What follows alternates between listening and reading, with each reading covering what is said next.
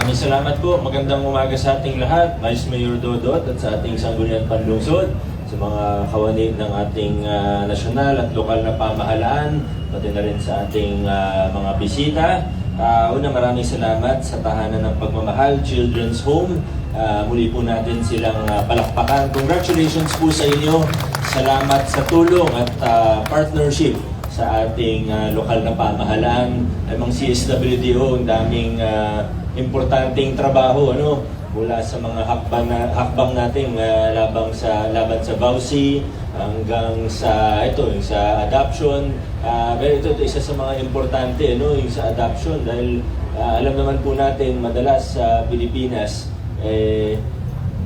either simulated or talagang wala, napapabayaan na lang.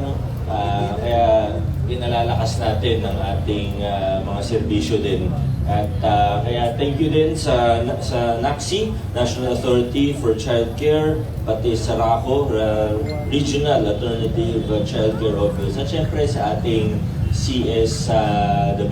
Patuloy pa nating palakasin programa natin para sa adoption at lahat ng iba pa para sa mga kabataang Basilio.